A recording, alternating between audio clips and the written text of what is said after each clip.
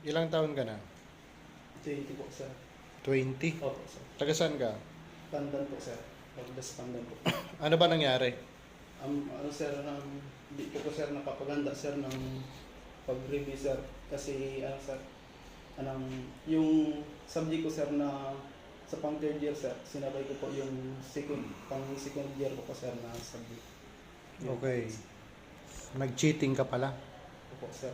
Dito sa, sir. Alam mo, ang criminology, isa sa mga hinahanap namin dito o yung gusto namin ituro sa inyo ay ang disiplina, no? Yes po, sir. So, ang pag-cheating ay pinagbabawal yan, no? Yes, So, hindi pwedeng ganyan ang ginagawa nyo dito. No, bibigyan ka namin ng disciplinary action dahil sa ginawa mong yan. Provided lang na hindi mo na uulitin yan sa susunod. yes No? po, sir. Saan yung letter mo? Nandito.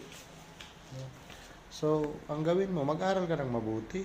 Yes po, No? sir. Kung alam mong may exam ka, paghandaan mo. Opo. Mag-prepare ka.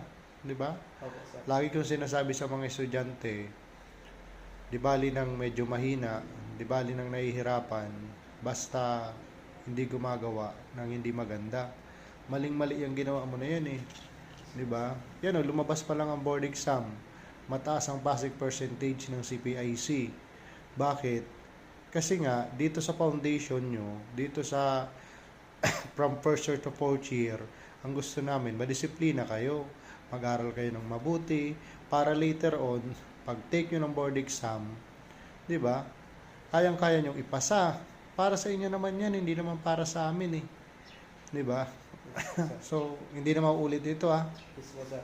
So, bibigyan ka namin ng disciplinary action, tapos kailangan mong tanggapin yon. Tapos itong letter mo, sa akin na to. Yes po, sir. No? May gusto ka pa bang sabihin? Wala na po, sir. So, huwag nang uulitin ha. Yes po, sir. Sige, sige.